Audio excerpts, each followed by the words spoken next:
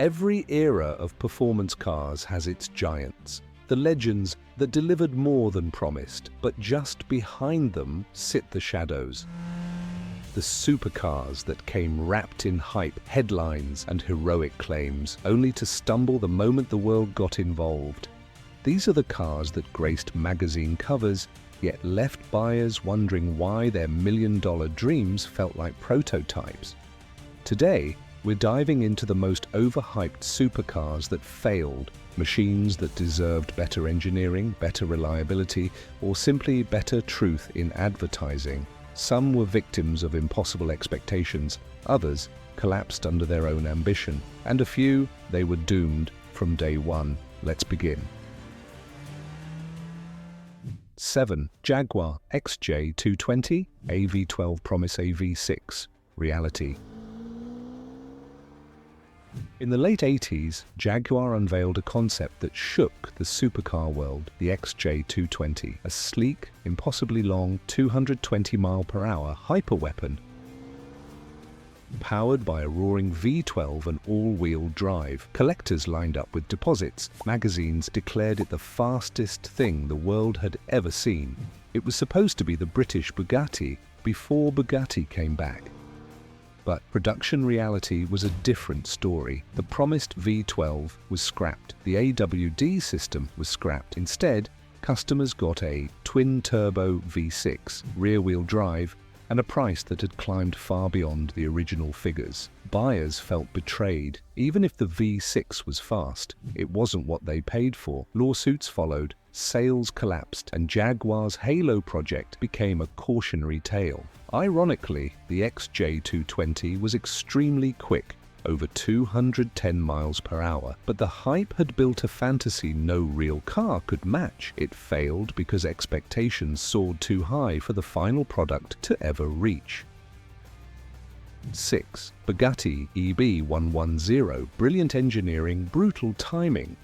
The Bugatti EB110 should have been a masterpiece. All the ingredients were there. Quad turbos, a carbon fiber chassis, all-wheel drive, and the resurrection of one of the most prestigious names in automotive history. In 1991, this thing looked like a spacecraft compared to its rivals. Even today, the engineering seems shockingly modern, but the hype machine overshot reality. Bugatti's marketing pitched the EB110 as the world's ultimate supercar, a machine so advanced that it justified its stratospheric price. But real-world testing showed issues. Turbo lag that could swallow whole seconds, inconsistent build quality, and a chassis that felt more like a track prototype than a road-ready exotic. And then came the knockout punch, the early 90s global recession. Dealers couldn't move inventory, buyers vanished. Bugatti collapsed into bankruptcy despite having created a technically impressive, genuinely rare supercar. The EB110 wasn't a failure because it was bad, it was a failure because the hype promised a revolution, and the world just wasn't ready or willing to pay for it.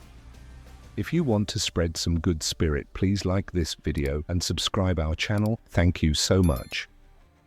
5. Vector W8, America's supercar fever dream. The Vector W8 was supposed to be America's answer to Ferrari and Lamborghini. Aerospace technology, fighter jet styling, and performance figures that sounded pulled from a comic book. Vector's founder, Jerry Wiegert, boasted that the W8 would outperform anything from Europe, faster, lighter, and built with military-grade materials. The marketing was unapologetically wild, but building a supercar takes more than bravado.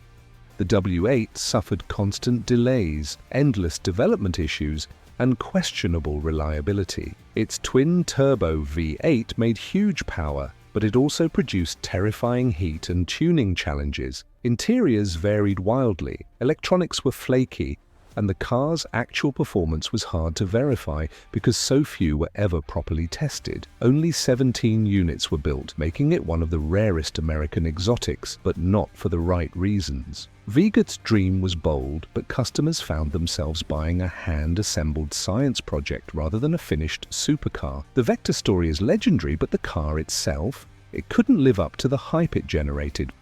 4. Maserati MC12, a hypercar. Nobody really asked for the Maserati. MC12 arrived with huge expectations. It shared its chassis, engine, and much of its DNA with the legendary Ferrari Enzo.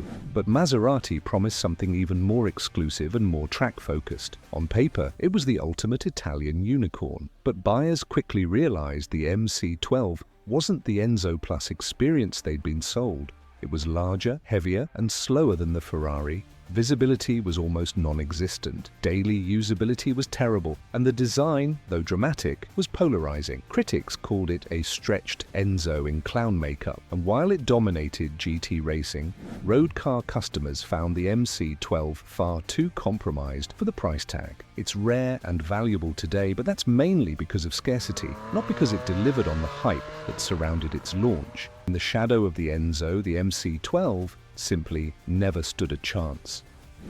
3. Aston Martin Virage 5.8. The $330,000 dinosaur. Aston Martin hyped the early 90s Virage as a world-class supercar hand built brutally powerful and capable of challenging anything from Italy or Germany. The automotive press was fed bold claims, glossy brochures, and talk of cutting-edge technology.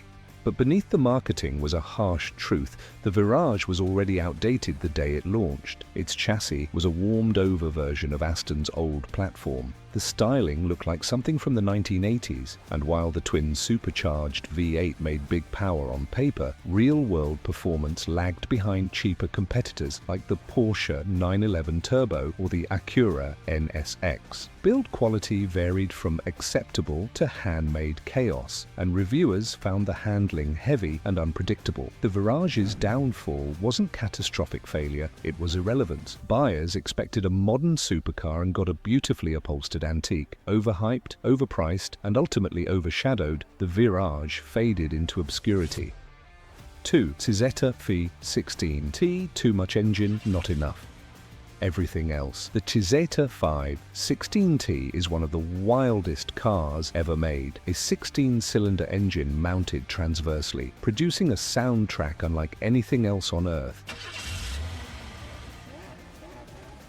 Backed by composer Giorgio Moroder and styled by ex-Lamborghini designer Marcello Gandini, the hype around this car was unreal. It was billed as the next Italian hypercar to dominate the world. But the engineering challenges were massive. The V16 was essentially two V8s welded together, creating enormous heat, maintenance issues, and weight. The car's width was cartoonish. Parking one was an event. The interior felt more kit car than world beater, and the price tag exceeded even Lamborghini's most exotic offerings. Worst of all, the financial structure behind the company collapsed.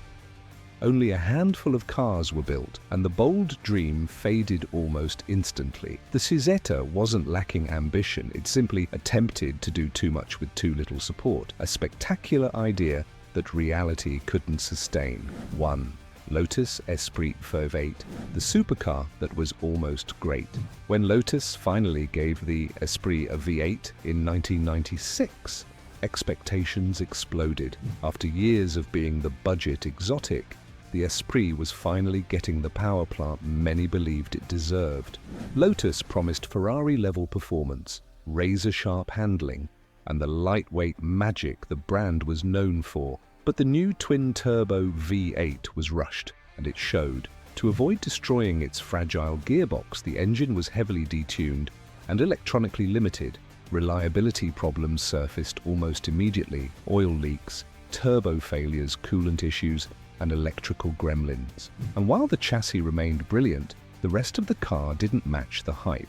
Lotus marketed it as a true Ferrari rival, but in practice it felt more like a heavily modified kit car with supercar ambitions. The Esprit V8 had the bones of greatness, but the execution held it back. It could have been a world beater if only it had been finished properly. Supercars fail for many reasons: unrealistic marketing, rushed engineering, economic disasters, or simply trying to be something they're not. But the interesting thing about these 7 machines is that every one of them is iconic today, not because of success, but because of spectacular failure. They remind us that ambition alone doesn't build legends, execution does. And in the world of supercars, hype might sell posters, but it doesn't win the lottery or even the hearts. Thanks for watching. Please like and subscribe, and stay tuned for the next one.